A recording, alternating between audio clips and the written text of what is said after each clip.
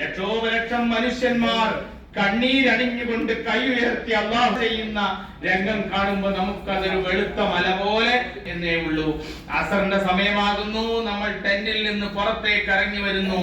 നമ്മുടെ കൂടെയുള്ള ആള് സഹധർമ്മിണിയാവാം, മാതാവാകാം, പിതാവാകാം, ആരുമാവാം, സഹോദരനാവാം, സുഹൃത്താവാം. അവരെ കൂടി കൈപിടിച്ചൊന്നിച്ച് നിർത്തിയിട്ട് കൂട്ടായി ദുആ ചെയ്യുന്നു, ഒറ്റക്ക് ദുആ ചെയ്യുന്നു. അങ്ങനെ പടച്ചോനെ, എന്നെ ഒരിക്കലും നീ നരകത്തിലേക്ക് വിടല്ല അല്ലാഹുവേ, സ്വർഗം എനിക്ക് നസീബാക്കി തന്നെ അല്ലാഹുവേ. സ്വർഗത്തിലേക്ക് പ്രവേശിക്കുവാനുള്ള അർഹതയൊന്നും ഉള്ള ആളല്ലെങ്കിൽ പോലും ചെറിയ ചെറിയ ഇബാദത്ത് ചെയ്യുമ്പോൾ നമുക്ക് തോന്നിപ്പോകുന്നുണ്ട്, എന്ത് ഫർദ് മാത്രം ചെയ്യണവനാണെങ്കിലും അതും ചെയ്യാത്തവരില്ലേ എന്ന് നമുക്ക് തോന്നിപ്പോകുന്നുണ്ട്. പക്ഷെ ഒരിക്കലും എന്ത് ചെയ്യരുത്, നമ്മൾ അതൊന്നും നോക്കാതെ അല്ലാഹുവോട് നിരന്തരമായിട്ട് ദുആ ചെയ്ത് സ്വർഗം ഉറപ്പ് വരുത്തിയിട്ട് നമുക്ക് കൊടുത്ത് പോകണം. കാരണം നരകത്തെ കുറിച്ച് നമ്മൾ കേട്ടിട്ടുണ്ട്, അതിന്റെ അദാബുകളെ കുറിച്ച് നമ്മൾ കേട്ടിട്ടുണ്ട്. നരകത്തിൽ ആരാണ് കൂടുതൽ ഉള്ളത് എന്ന് പറയപ്പെട്ടിട്ടുണ്ട്. നരകത്തിന്റെ അടുത്ത് ഒരിക്കലും നമുക്ക് അതിന്റെ 7 അയലത്ത് പോലും പടച്ചവനെ എന്നെ എത്തിക്കരുത്, എന്നെ സ്വർഗത്തിൽ എത്തിക്കണമേ എന്ന ദുആ നടത്തി, നരകത്തിൽ നിന്ന് എന്നെ മോചിപ്പിക്കണേ എന്നുള്ള ദുആ നടത്തി, സ്വർഗത്തിൽ പ്രവേശിപ്പിക്കണേ എന്നുള്ള ദുആ നടത്തി. റബ്ബന ആതിനാ ഫിദ്ദുനിയ ഹസനതൻ വഫിൽ ആഖിറതി ഹസനതൻ വഖിനാ അദാബന്നാർ വഅദ്ഖിൽനൽ ജന്നത മഅൽ അബ്റാർ യാ അസീസ് യാ ഗഫാർ എന്ന് പരിശുദ്ധ നബി മുസ്തഫ സല്ലല്ലാഹു അലൈഹി വസല്ലം തവാഫ് ചെയ്തപ്പോഴൊക്കെ റുക്നുൽ യമാനി മുതൽ ഹജറുൽ അസ്വദ് വരെ ചെയ്ത ദുആ ഉണ്ട്. വളരെ വളരെ പ്രധാനപ്പെട്ട ദുആ ആണ്. അതൊക്കെ അറഫയിൽ വെച്ച് നിർവഹിച്ച് ഖുർആൻ പാരായണം ചെയ്ത് ദിക്റുകൾ പറഞ്ഞ് പാപം പൊറുപ്പിക്കപ്പെട്ട് ഇൻഷാ അല്ലാഹ് മഗ്രിബിന്റെ സന്ദർഭമാകുന്നു. നമ്മൾ അറഫയിൽ നിന്ന് ഇങ്ങനെ ഓരോ കാലടിപ്പാടുകൾ വെച്ച് മടങ്ങി വരുമ്പോ മെട്രോ സ്റ്റേഷന്റെ അടുത്തേക്ക് ഇങ്ങനെ കടന്നു വരുമ്പോ നമ്മുടെ കൽബിലൂടെ കടന്നു പോകുന്ന ഒരു കാര്യമുണ്ട്. അഥവാ തിരക്ക് പിടിച്ച് മഗ്രിബിന്റെ സമയമാകുമ്പോഴേക്ക് ആളുകളെ അറഫയിൽ നിന്ന് ഇങ്ങനെ ഒഴിപ്പിക്കാൻ തുടങ്ങും. യാ അല്ലാഹ് യാ അല്ലാഹ് എന്ന് പറഞ്ഞിട്ട് ഇങ്ങനെ പോവാണ് നമ്മൾ. അവിടെ നിന്നൊക്കെ സാധനങ്ങളൊക്കെ എടുത്തിട്ട് നമ്മുടെ മെട്രോ സ്റ്റേഷനിലേക്ക് പോകുമ്പോൾ ഓരോ സ്റ്റെപ്പ് വെക്കുമ്പോൾ അങ്ങനെ ആലോചിക്കും, പടച്ചോനെ മഗ്രിബിന്റെ സമയമായി. കുറച്ച് വെള്ളം ഉണ്ടാക്കി എടുത്തിട്ട് ഒതു എടുത്തിട്ട് ഇവിടുന്ന് നിസ്കരിക്കണം എന്ന് തോന്നും. ചിലപ്പോ നമുക്ക് കഴിഞ്ഞു കൊള്ളണമെന്നില്ല. കാരണം എന്താണ്? കാരണം നമുക്ക് അവിടെ അതിനുള്ള സൗകര്യമൊന്നുമില്ല. അപ്പൊ ഇങ്ങനെ ആലോചിക്കുമ്പോൾ പടച്ചോനെ, ഈ അറഫയുടെ ദിവസം നിന്റെ കാരുണ്യം 100 കാരുണ്യം നീ നൽകി, അതിൽ 1 കാരുണ്യം മാത്രം ഭൂമി ലോകത്തേക്ക് ഇറക്കുകയും ബാക്കി 99 കാരുണ്യം നീ നിന്റെ അടുത്ത് പിടിച്ചു വെക്കുകയും ചെയ്ത അല്ലാഹുവേ, നീ ഈ ഭൂമിയിലേക്ക് ഇറക്കിയ 1 കാരുണ്യത്തിന്റെ ഒരു അംശം കൊണ്ട് എന്തൊക്കെയാണ് ലോകത്ത് കരുണ നടന്നിട്ടുള്ളത്. അതിലൊരു പ്രധാനപ്പെട്ട കരുണ എന്ന് പറയുന്നത് അന്ന് അവിടുന്ന് മഗ്രിബ് നിസ്കാരം പോലും ജമാഅത്തി നിർവഹിക്കുന്നതിന് വേണ്ടി മുസ്ദലിഫയിൽ പോയിട്ട് ചെയ്താൽ മതി എന്ന് പോലും നമുക്ക് അല്ലാഹു നമ്മോട് എന്ത് ചെയ്തിട്ടുണ്ട്? വാഗ്ദാനം ചെയ്ത് നമ്മോട് കൽപ്പിച്ചിട്ടുണ്ട്. ഇൻഷാ അല്ലാഹ് നമ്മൾ ട്രെയിനിൽ കയറാൻ വേണ്ടിയിട്ട് ഇതേപോലെ മണിക്കൂറുകൾ നിൽക്കുന്നു. ട്രെയിനിൽ കയറുന്നു. ട്രെയിനിൽ കയറി ട്രെയിൻ അവിടുന്ന് വിട്ടാൽ നേരെ വന്നിട്ട് അവിടെ നിർത്തും? മുസ്ദലിഫയിലെ 1ാമത്തെ സ്റ്റേഷനിൽ നിർത്തും. ചിലപ്പോൾ ഇശാ ആയിട്ടുണ്ടാവും, ചിലപ്പോൾ കുറച്ചും കൂടി ലേറ്റ് ആയിട്ടുണ്ടാവും. അൽഹംദുലില്ലാഹ് ഇശാ ആയി കഴിഞ്ഞാൽ നമ്മൾ അവിടെ നിന്ന് സ്റ്റേഷനിൽ നിന്ന് പുറത്തേക്ക് ഇറങ്ങുന്നു. അവിടെ ഒരു പ്രതിസന്ധിക്ക് സാധ്യതയുണ്ട്.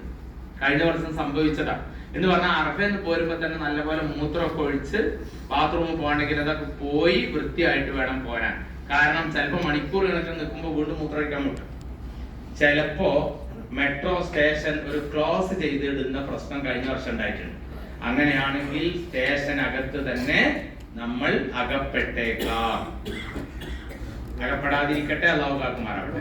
പുറത്തെ ആദ്യത്തെ പരിപാടി 70 മുതൽ 75 വരെ കല്ലുകൾ പെറുക്കിയെടുക്കുന്നു, ഭക്ഷണം കഴിക്കുന്നു, നിസ്കരിക്കുന്നു. ഭക്ഷണം അവിടെ ലഭ്യമല്ല. നമ്മുടെ കയ്യിലുള്ള ഭക്ഷണം വഴി നമുക്ക് കിട്ടിയത്, അറഫയിൽ നിന്ന് നമുക്ക് കിട്ടിയത് ഈ ഭക്ഷണമൊക്കെ ആവശ്യമുള്ള രൂപത്തിൽ കഴിച്ച് അൽഹംദുലില്ലാഹ് നിസ്കാരമൊക്കെ നിർവഹിച്ച് നമുക്ക് കിട്ടിയ സ്ഥലത്ത് അവനവന്റെ പുതപ്പ് വിരിച്ച് മുസ്ദലിഫയുടെ മണ്ണിൽ കടന്നുറങ്ങാൻ പോവാണ്. ബിസ്മിക റബ്ബി വലാതു ജംബി എന്ന പ്രാർത്ഥന നിർവഹിച്ച് കയ്യിലുള്ള ബെഡ്ഷീറ്റ് വിരിച്ച് അൽഹംദുലില്ലാഹ് ആ രാത്രി കടന്നിറങ്ങുമ്പോ ലോകത്ത് ഒരിടത്തും അതുപോലെ ഒരു സ്ഥലമില്ല. ലോകത്തൊരിക്കലും അങ്ങനെ ഒരു സംഭവമില്ല. ഇതല്ല നമ്മുടെ ജീവിതത്തിലും നമുക്ക് ലഭിക്കുന്ന ഏറ്റവും പ്രധാനപ്പെട്ട സന്ദർഭം താഴെ ഭൂമി, മുകളിൽ ആകാശം. അൽഹംദുലില്ലാ, നമ്മൾ വളരെ സന്തോഷത്തോടു കൂടി മുസ്ദലിഫയുടെ മണ്ണിൽ കടന്നുറങ്ങുന്നു. അൽഹംദുലില്ലാ, തഹജ്ജുദിന്റെ സമയത്ത് എഴുന്നേൽക്കുന്നു, സുബഹിയാകുന്നു, നിസ്കാരം നിർവഹിച്ച് വീണ്ടും സുബഹി കഴിഞ്ഞാൽ മെട്രോ ട്രെയിൻ ആരംഭിക്കും. എങ്ങോട്ടേക്ക് കയറുന്നു? ട്രെയിനിലേക്ക് പ്രവേശിക്കുന്നു. അവിടെയൊക്കെ ഇത് പരിശോധിക്കപ്പെടും, ബോർഡിംഗ് ഗാർഡും പരിശോധിക്കപ്പെടും. അപ്പൊ അതൊക്കെ സുരക്ഷിതമായിട്ട് വെക്കണം. ഇൻഷാ അല്ലാഹ് നമ്മൾ അതിലേക്ക് കയറുന്നു. ആ വണ്ടി നേരെ വന്ന് മിക്കവാറും നിർത്തുന്നത് എവിടെ? മൂന്നാമത്തെ സ്റ്റേഷനിലാണ്, മിനയിലെ മൂന്നാമത്തെ സ്റ്റേഷൻ. ഇത് ഒന്നാമത്തെ സ്റ്റേഷനിലാണ് നമ്മൾ കയറിയിട്ടുള്ളത്. പക്ഷെ കല്ലെറിയാൻ എവിടെയാണ് ഇറങ്ങേണ്ടത്? സ്റ്റേഷൻ. ഇനി അഥവാ ഒന്നിൽ നിർത്തി രണ്ടിലും നിർത്തി വിചാരിച്ചോളൂ, അവിടെ ഒന്നും ഇറങ്ങേണ്ട കാര്യമില്ല, നേരെ അവിടെ പോയി ഇറങ്ങാം. മൂന്നാമത്തെ സ്റ്റേഷനിൽ ഇറങ്ങിയും താഴേക്ക് ഇറങ്ങി വരികയും ചെയ്യുന്നു. ഇന്നത്തെ ദിവസം ബുധനാഴ്ചയാണ്. ലോകത്തിന്റെ വിവിധ ഭാഗങ്ങളിൽ നിന്ന് ഇങ്ങനെ ഇന്ന് രാവിലെ മുതൽ ഉയർന്നു വരുന്ന ഒരു ശബ്ദം, അല്ലാഹു അക്ബർ, അല്ലാഹു അക്ബർ, അല്ലാഹു അക്ബർ, ലാ ഇലാഹ ഇല്ലല്ലാഹു, അല്ലാഹു അക്ബർ, അല്ലാഹു അക്ബർ വലില്ലാഹിൽ ഹംദ്. ഇന്ന് പെരുന്നാൾ ദിവസമാണ്. ഇന്നത്തെ ദിവസത്തിന്റെ പേര് യൗമുൻ നഹർ എന്നാണ്. അറക്കണ ദിവസം, രക്തമൊലിപ്പിക്കുന്ന ദിവസം എന്നാണ്. ഇൻഷാ അല്ലാഹ് ആ ദിവസം നമ്മൾ ഇങ്ങനെ നേരെ ജംറയുടെ അടുത്തേക്ക് പോകുന്നു. നേരെ ടെന്റിലേക്കല്ല, എവിടേക്ക് പോകുന്നു? ജംറയുടെ അടുത്തേക്ക് പോകുന്നു. 7 കല്ലുകൾ എടുക്കുന്നു. ജംറത്തുൽ ഊല, ജംറത്തുൽ ഉസ്ത, രണ്ടിലും അന്ന് കല്ലേറില്ല. നേരെ പോയി ജംറത്തുൽ അഖബയുടെ അടുത്തെത്തുന്നു. 7 കല്ലുകൾ എറിയുന്നു. ബിസ്മില്ലാഹി അല്ലാഹു അക്ബർ എന്ന് പറഞ്ഞിട്ട് 7 കല്ലെറിയുന്നു. അവിടെ നിന്ന് കല്ലെറിയാൻ വേണ്ടി ഇങ്ങനെ നേരെ ഈ ഭാഗത്തേക്കാണ് പോവുക, വടക്ക് വശത്തേക്ക്. ആ വടക്ക് വശത്തേക്ക് പോയി ജംറത്തുൽ ഊല, ഉസ്ത, അഖബയുടെ അടുത്താണ് കല്ലെറിയുന്നത്. ആ കല്ലെറിഞ്ഞതിന് ശേഷം ഇടതുവശത്തേക്ക് യൂട്ടേൺ അടിക്കും. വലതുവശത്തേക്കല്ല, വലതുവശത്തേക്ക് അടിച്ചാൽ നമ്മൾ വളരെ വളരെ വളരെ ദൂരമുള്ള ടെന്റിലേക്കാണ് എത്തിച്ചേരുന്നത്. നമ്മൾ എത്തിച്ചേരേണ്ടത് സൂഖുൽ അറബിലേക്കാണ്. ഏകദേശം മിന എത്രാമത്തെ സ്റ്റേഷൻ? ഒന്നാമത്തെ സ്റ്റേഷന്റെ ഏകദേശം അടുത്താണ് നമ്മുടെ ടെന്റ് ഉണ്ടാവുക. അവിടേക്ക് വരാൻ വേണ്ടി നേരെ കല്ലെറിഞ്ഞ് ഇടതുവശത്തേക്ക് യൂട്ടേൺ അടിച്ച് വന്നിട്ട് മെല്ലെങ്ങനെ നോക്കുമ്പോ ആ ലൊക്കേഷൻ എടുക്കുക. ഏത് ലൊക്കേഷൻ? തിങ്കളാഴ്ച സെറ്റ് ചെയ്ത ലൊക്കേഷൻ എടുക്കുക. എന്നിട്ട് ഇങ്ങനെ നോക്കുമ്പോ ഏകദേശം ഇത്ര സമയമുണ്ട് നടക്കാൻ എന്നൊക്കെ മനസ്സിലാവും. വണ്ടിയല്ല അവിടെ ഇടേണ്ടത്, എന്താണ്? നടക്കേണ്ടതാണ്. 3 സാധനം ഉണ്ടാവില്ലേ? ഒന്ന് വണ്ടി പോണത്, ഒന്ന് ബസ്സിൽ പോണത്, അല്ലെങ്കിൽ ട്രെയിനിൽ, ഒന്ന് ട്രെയിനിൽ പോണത്. ഏത് ട്രെയിൻ? മെട്രോ ട്രെയിൻ അല്ല, സാധാരണ ട്രെയിനാണ്. ലൊക്കേഷനിൽ കിടക്കുക. ഏറ്റവും വലതുവശത്തുള്ള നടക്കുന്ന ചിഹ്നം നോക്കുക, എത്ര സമയമുണ്ട് നോക്കിയിട്ട് മെല്ലെ മെല്ലെ ഇങ്ങനെ നടക്കുക. അപ്പം ജംറ വരെ നമ്മൾ തൽബിയത്ത് ചൊല്ലി, ജംറ കഴിഞ്ഞ് ഏറി കഴിഞ്ഞാൽ പിന്നെ എന്താ ചൊല്ലുക? തക്ബീർ ചൊല്ലിയിട്ട് ഇങ്ങനെ മെല്ലെ നടന്നു വരുമ്പോ വലതുവശത്ത് ഒരു മസ്ജിദ് കാണാം. മസ്ജിദിന്റെ പേര് മസ്ജിദ് ഹൈഫ് എന്നാണ്. മഞ്ഞ കളറിൽ കറുത്ത നിറത്തിൽ ബോർഡ് എഴുതി വെച്ചിട്ടുണ്ട്. കൂട്ടത്തിൽ മലയാളത്തിൽ എഴുതി വെച്ചിട്ടുണ്ട്. ഇൻഷാ അല്ലാഹ് അതൊക്കെ കൂടി കണ്ടു. അപ്പൊ മസ്ജിദ് ഹൈഫ് കടക്കാനൊന്നും പറ്റൂല. നേരെ നമ്മൾ ടെന്റിലേക്ക് മടങ്ങി വരുന്നു. അവിടെ വന്ന് നമ്മുടെ അറവ് നടക്കേണ്ട സമയമാണ്. അത് സൗദി അതോറിറ്റി എവിടെ വെച്ച് നടത്തുന്നുണ്ടാവും? സ്ലോട്ടർ ഹൗസിൽ വെച്ച് ലക്ഷക്കണക്കിന് മൃഗങ്ങളെ ഒരേ സമയത്ത് അറവ് നിർവഹിക്കുന്നുണ്ടാകും. ഒരു ടെൻഷനും അക്കാര്യത്തിൽ വേണ്ട. അതിന് നമ്മളൊക്കെ പൈസ കൊടുത്തിട്ടുള്ള അതാധിപത്യത്തിൽ നടക്കും. പൈസ കൊടുക്കാത്തവർ ആരെടുത്താണോ പൈസ കൊടുത്ത് അറക്കാൻ വേണ്ടി സംവിധാനം ഏർപ്പെടുത്തിയിട്ടില്ലെങ്കിൽ അത് അന്നേയും നിർവഹിക്കപ്പെടണം. ഇൻഷാ അല്ലാഹ് മുടിയെടുക്കുന്നതോടുകൂടി നമ്മൾ 1-ാം കാലില അവിടുന്ന് ഭക്ഷണമൊക്കെ കൂടി കഴിച്ച് കുളിച്ച് ഭക്ഷണമൊക്കെ കൂടി കഴിച്ച് സന്തോഷത്തോടു കൂടി മീനയിൽ ഉണ്ടെങ്കിൽ പുതിയ വസ്ത്രമൊക്കെ ധരിച്ച് അൽഹംദുലില്ലാ അവിടെ ഇങ്ങനെ കഴിഞ്ഞുകൂടുന്നു. വൈകുന്നേരമാകുന്നു. ഒരാള് ഇന്ന് തന്നെ ഹറമിൽ പോയിട്ട് തവാഫുൽ ഇഫാദയും സഅയും കൂടി നടത്താം. അപ്പൊ മുടി മുറിച്ചിട്ട് പോകാം. അതല്ലെങ്കിൽ നേരെ പോയി തവാഫുൽ ഇഫാദയും സഅയും കഴിഞ്ഞ് മുടി മുറിക്കണം. അങ്ങനെയും ചെയ്യാം, അതൊക്കെ ചെയ്യാം. പക്ഷേ വലിയ ഒരു ടാസ്ക് ആണെന്ത്? ദുൽഹജ്ജ് 10-ന് തന്നെ നേരെ ഹറമിൽ പോവുക എന്നുള്ളത്. അപ്പൊ അതുകൊണ്ട് അത് ഒരു ദിവസത്തെ അപ്പുറത്തേക്ക് വെക്കുന്നതും വിരോധമൊന്നുമില്ല. ഇനി കഴിയുമെങ്കിൽ പോണേന് കുഴപ്പമില്ല. 2 രീതിയാണ് ജംറയിൽ നിന്ന് എവിടേക്ക് പോവാൻ? ഹറമിലേക്ക് വരാൻ. നേരെ മുന്നോട്ട് നടക്കുക.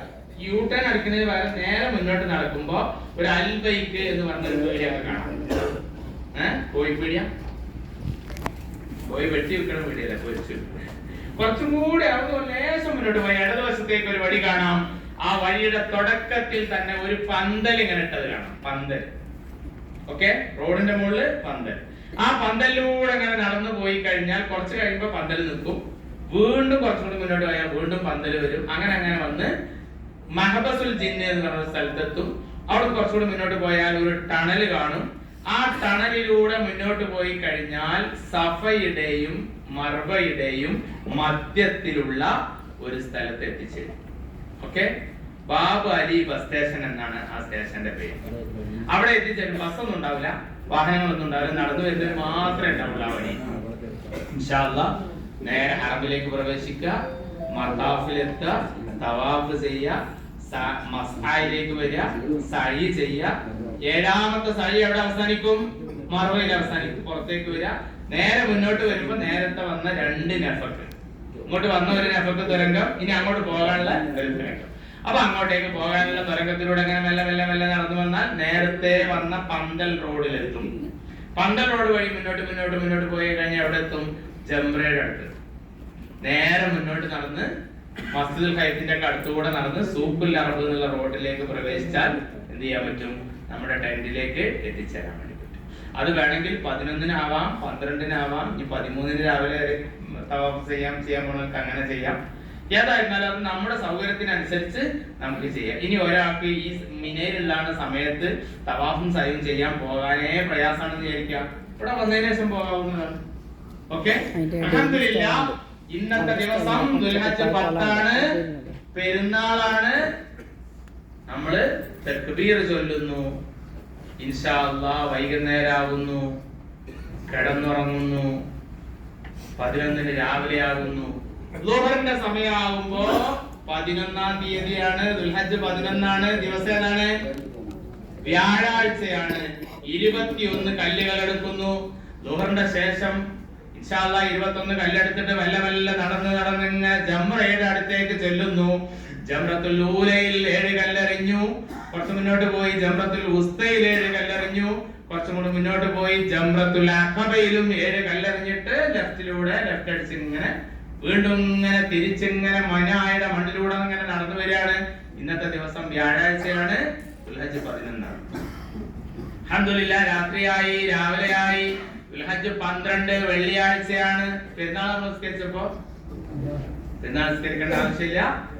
ഹാജിമാർക്ക് പെരുന്നാൾ നിസ്കാരമില്ല. ഇന്ന് വെള്ളിയാഴ്ചയാണ്. പഠിച്ചോനെ ജുമാക്ക് എവിടെ പോവുക? കുത്തുബ എവിടുന്ന ഉണ്ടാവുക? ബേജാറാവേണ്ട കാര്യം ഉണ്ടാവില്ല. ദുഹറിന്റെ സമയമാകുന്നു. ദുഹർ നിസ്കരിക്കുന്നു. ദുഹർ കഴിഞ്ഞ ശേഷം വീണ്ടും 21 കല്ലുകൾ എടുക്കുന്നു. നേരെ ജംറയിലേക്ക് പോകുന്നു. ജംറത്തുൽ ഊലയിൽ 7 കല്ല്, ജംറത്തുൽ ഉസ്തയിൽ 7 കല്ല്, ജംറത്തുൽ അഖബയിലും 7 കല്ലെറിയുന്നു. അതുപോലെ ഇങ്ങനെ തിരിച്ചു വരുന്ന സമയത്ത് മസ്ജിദുൽ ഖൈഫിന്റെ അടുത്തേക്ക് എത്തുന്നു.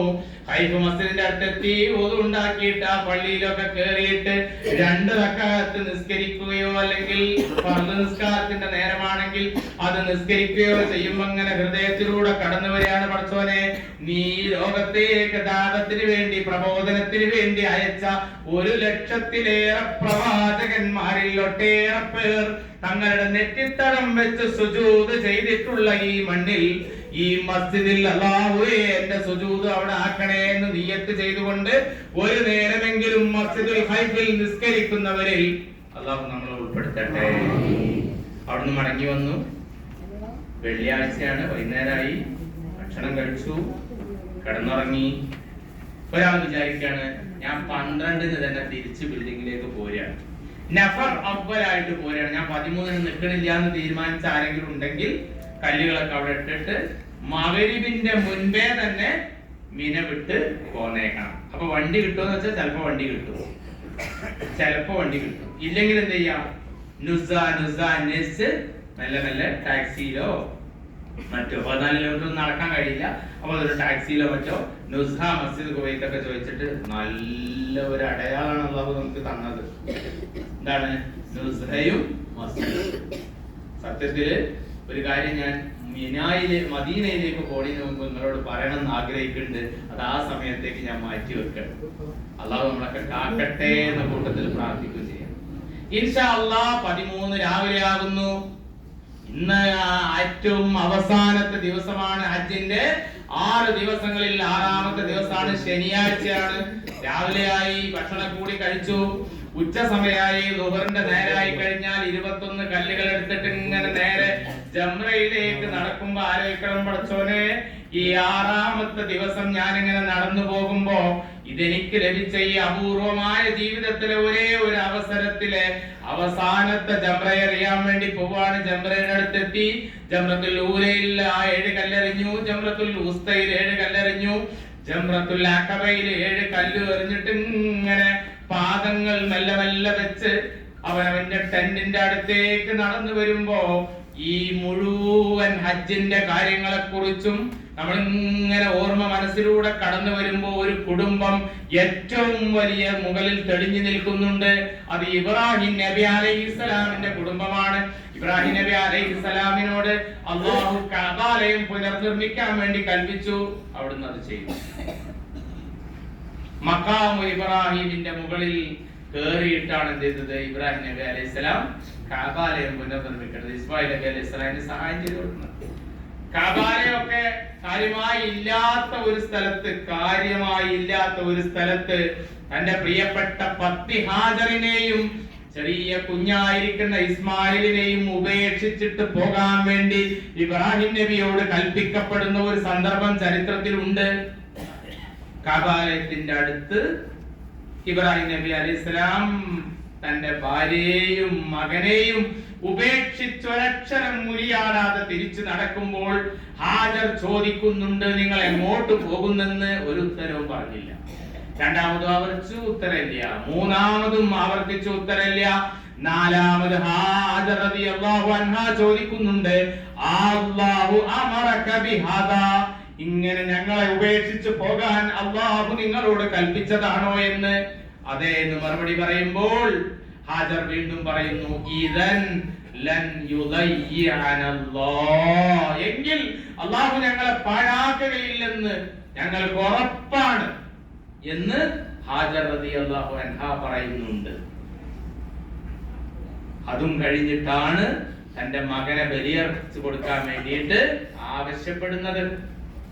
ആ ബലിയർക്കാൻ വേണ്ടിയിട്ട് മകനെ കിടത്തുമ്പോൾ ഇസ്മായിൽ നബി അലൈഹിസ്സലാം എന്ന മകൻ പറയുന്ന ഒരു വാക്കുണ്ട്, പിതാവേ നിങ്ങൾ എന്നെ ബലിയർപ്പിക്കുമ്പോൾ നിങ്ങൾ എന്നെ കമഴ്ത്തി കിടത്തിട്ട് അറുക്കണം. കാരണം എന്റെ മുഖത്തേക്ക് നോക്കുമ്പോൾ നിങ്ങൾക്ക് ഒരു പക്ഷേ എന്നെ അറുത്ത് ബലി നൽകാൻ കഴിഞ്ഞില്ലെന്ന് വന്നേക്കാമെന്ന്. അറുക്കേണ്ടി വന്നില്ല. അള്ളാഹു ഒരാടിനെ ഇറക്കി കൊടുത്തിട്ട് ഇബ്രാഹിം നബിയോട് പറയുന്ന ഒരു വാക്കുണ്ട്, നിങ്ങൾ ഈ പരീക്ഷണത്തിൽ വിജയിച്ചിരിക്കുന്നു ഇബ്രാഹിമേ എന്ന്. എത്രമേൽ പരീക്ഷണമാണ് ഇബ്രാഹിം നബി അലൈഹിസ്സലാം ചെയ്തിട്ടുള്ളത്. ആ പരീക്ഷണങ്ങൾ മുഴുവൻ ചെയ്ത ഇബ്രാഹിം നബി അലൈഹിസ്സലാം പ്രാർത്ഥിച്ച ഒരു പ്രാർത്ഥന, മിനയിൽ നിന്ന് മടങ്ങിപ്പോരുന്നതിന് മുൻപ് എന്റെ പ്രിയപ്പെട്ട മുഴുവൻ ഹാജിമാരും ഹജ്ജുമ്മമാരും പ്രാർത്ഥിക്കണമെന്ന് ഞാൻ എന്റെ ഖൽബ് കൊണ്ട് നിങ്ങളോട് വസിയത്ത് ചെയ്യാണ്. ആ പ്രാർത്ഥന എങ്ങനെയാണ്? റബ്ബനാ തഖബ്ബൽ മിന്നാ ഇന്നക അൻതസ് സമീഉൽ അലീം. പടച്ചോനെ നീ കാണുന്നവനാണ്, കേൾക്കുന്നവനാണ്, എന്നിൽ നിന്ന് സ്വീകരിക്കണേ. ഞാൻ എന്നെ കൊണ്ട് കഴിയുന്ന വിധത്തിൽ ത്യാഗം ചെയ്തിട്ടുണ്ട്, പരീക്ഷണങ്ങൾക്ക് വിധേയമായിട്ടുണ്ട്. എന്നെ കൊണ്ട് ഭക്ഷണ രൂപത്തിലേ ഞാൻ ചെയ്തിട്ടുള്ളൂ. ഇബ്രാഹിം നബി ചെയ്തതിന്റെ 7 അയലത്ത് പോലും ഞാൻ ചെയ്തിട്ടില്ല. എങ്കിലും എന്നെ കബൂലാക്കണേ പടച്ചോനെ, ഞങ്ങൾ ഇന്ന് സ്വീകരിക്കണമേ എന്ന ദുആ ചെയ്തുകൊണ്ട് ഇൻഷാ അല്ലാഹ് നമ്മൾ മിനയിലെ ടെന്റിലേക്ക് വരുന്നു. ആ ടെന്റിൽ നമ്മുടേതായിട്ടുള്ള എല്ലാ സാധനങ്ങളും, ഒരു സാധനം പോലും അവിടെ വിടാതെ അതെല്ലാം എടുത്ത്, കാരണം നമ്മൾ അവിടുന്ന് പുറപ്പെട്ടു പോരുമ്പോഴേക്ക് ക്ലീനിങ് നടക്കും. ഒരു സാധനം പിന്നെ അവിടെ നഷ്ടപ്പെട്ടാൽ തിരിച്ചു കിട്ടൂല. അൽഹംദുലില്ലാ നമ്മുടെ ബസ് വരും, നമ്മൾ ആ ബസ്സിൽ കയറും, അവിടെ നിന്ന് മടങ്ങി നമ്മുടെ ഈ കെട്ടിടത്തിൽ എത്തിച്ചേരും. ഇവിടെ വരും. ഇന്നത്തെ ദിവസം ഏതാണ്? ശനിയാഴ്ചയാണ്. റൂമിലെത്തുന്നു, കുളിക്കുന്നു, വസ്ത്രമൊക്കെ മാറ്റുന്നു, ഒരു ഗ്ലാസ് വെള്ളമൊക്കെ കുടിച്ചിട്ട് ഇങ്ങനെ ഇരിക്കുമ്പോ പറയേണ്ട ഒരു വാക്കുണ്ട്, അത് അൽഹംദുലില്ലാഹി റബ്ബിൽ ആലമീൻ, കാരുണ്യവാനായ ലോകങ്ങളുടെ മുഴുവൻ രക്ഷിതാവായ അല്ലാഹുവേ, നിനക്ക് സകല സ്തുതിയും. നീ എന്നെ വിളിപ്പിച്ചു, ഞാൻ എന്റെ നാട്ടിൽ നിന്ന് പോന്നു, ഞാൻ ഈ മക്കയുടെ മണ്ണിൽ എത്തിച്ചേർന്നു, ഞാൻ എന്ന് പറയുന്ന കഅബാലയത്തിന്റെ മുന്നിലെത്തി. ഞാൻ മഖാം ഇബ്രാഹിം കണ്ടു, ഞാൻ മുസല്ല ജിബ്രീൽ കണ്ടു, ഞാൻ ലക്ഷോപലക്ഷം മനുഷ്യന്മാർ ഒരു കേന്ദ്രത്തിൽ ഒരേപോലെ നിന്നോട് നേരിട്ട് സംസാരിച്ച് തവാഫ് ചെയ്യണത് കണ്ടു. ഞാൻ ആ കൂട്ടത്തിൽ ചേർന്നു, ഞാൻ സഅി ചെയ്തു, ഞാൻ സഫയുടെ മുകളിൽ കയറിയിട്ട് കഅബാലയത്തിലേക്ക് നോക്കി ദുആ ചെയ്തു. ഹാജർ റളിയല്ലാഹു അൻഹ ഓടിയതിനെ അനുസ്മരിച്ചുകൊണ്ട് ഞാൻ സഫയിൽ നിന്ന് മർവയിലേക്കും മർവയിൽ നിന്ന് സഫയിലേക്കും ഓടി. ഞാൻ എന്റെ മുടിയെടുത്തു. നാട്ടിൽ നിന്ന് ഞാൻ എല്ലാ അർത്ഥത്തിലും നല്ല പോലെ കൊണ്ട് നടന്ന മുടിയായിരുന്നു, കളറിട്ട മുടിയായിരുന്നു, എണ്ണട്ട മുടിയായിരുന്നു. പക്ഷെ നിന്റെ വഴിയിൽ ഞാൻ അത് മുണ്ടനം ചെയ്യാൻ തയ്യാറായി. ഞാൻ വെട്ടിമാറ്റി. ഞാൻ അത് കഴിഞ്ഞ് ഇബാദത്തൊക്കെ ചെയ്തു. ഞാൻ മിനയിലേക്ക് പുറപ്പെട്ടു. അവിടെ നിന്ന് ഞാൻ മിനയിൽ താമസിച്ചു. ഞാൻ പിന്നെ അറഫയിലേക്ക് പോയി. അറഫയിൽ നിന്ന് ഞാൻ മുസ്ദലിഫയിലേക്ക് വന്നു. ഞാൻ ആ മണ്ണിൽ കിടന്നുറങ്ങി, നിന്നോട് ദുആ ചെയ്തു. പിന്നെ ഞാൻ വീണ്ടും മിനായിലെത്തി, ജംറയിൽ പോയി കല്ലെറിഞ്ഞു. പടച്ചോനെ, ഞാൻ ഈ കാര്യങ്ങളൊക്കെ ചെയ്തിട്ട് തിരിച്ചു വന്നതാണ്. അതിനൊക്കെ എന്നെ സഹായിച്ച എന്റെ കാരുണ്യവാനായ അല്ലാഹുവേ, നിനക്ക് സകല സ്തുതിയും. നമ്മളൊക്കെ പറയൂലേ ഇൻഷാ അല്ലാഹ്, അല്ലാഹു തൗഫീഖ് നൽകട്ടെ. നമ്മൾ ഹജ്ജ് കഴിഞ്ഞ് തിരിച്ചെത്തി. ഇനി നമ്മുടെ മുന്നിൽ ഏതാനും ദിവസങ്ങൾ ബാക്കിയുണ്ട്. അന്ന് നമുക്ക് കുറച്ച് പരിപാടികളൊക്കെ കൂടിയുണ്ട്.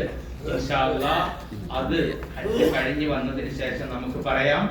ഇനി നമുക്ക് ഈ കാര്യങ്ങളൊക്കെ ചെയ്തതിനു ശേഷം മദീനയിലേക്ക് പോകണം. ഇൻഷാ അല്ലാഹ് മദീനയിലെ 8 ദിവസവും കഴിഞ്ഞ് നമുക്ക് നമ്മുടെ നാടുകളിലേക്ക് മടങ്ങി പോകണം. അല്ലാഹു അതിനൊക്കെ നമ്മളെ എളുപ്പമാക്കി തരട്ടെ. നമ്മളിൽ നിന്ന് അല്ലാഹു കബൂലാക്കട്ടെ. നമ്മളെ എല്ലാ അർത്ഥത്തിലും സഹായിക്കട്ടെ. നമ്മളൊക്കെ അല്ലാഹുവിൽ തവക്കുലാക്കി പോകുന്നതാണ്. എന്റെ കൂടെയുള്ള 143 പേരെയും പടച്ചോനെ ഞാൻ നിന്റെ അടുത്ത് ഏൽപ്പിക്കുന്നു എന്ന് ദുർബലനായ ഞാൻ അള്ളാഹുവോട് പറഞ്ഞു പോന്നിട്ടുള്ളതാണ്. അള്ളാഹു നമ്മളെ കബൂലാക്കും എന്നുള്ളതാണ് നമ്മുടെ വിശ്വാസം. പടച്ചോൻ സ്വീകരിക്കട്ടെ എന്ന് ദുആ ചെയ്യാണ്. നമുക്ക് അള്ളാഹു എല്ലാ അർത്ഥത്തിലും നന്മ നൽകട്ടെ. നമുക്ക് യാതൊരു പ്രയാസവും ബുദ്ധിമുട്ടും ഇല്ലാതെ ഹജ്ജ് ചെയ്ത് തിരിച്ചു വരാൻ അള്ളാഹു നമ്മളെ സഹായിക്കട്ടെ.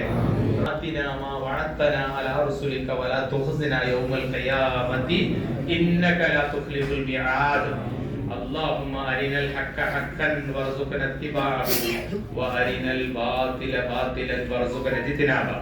ربنا عليك توكلنا وإليك أنبنا وإليك المصير. حسبنا الله ونعم الوكيل، نعم المولى ونعم النصير. ربنا تقبل منا إنك أنت السميع العليم وتب علينا إنك أنت التواب الرحيم واغفر لنا يا غافر المذنبين برحمتك يا أرحم الراحمين. وآخر دعوانا الحمد لله رب العالمين. السلام عليكم ورحمة الله. إن شاء الله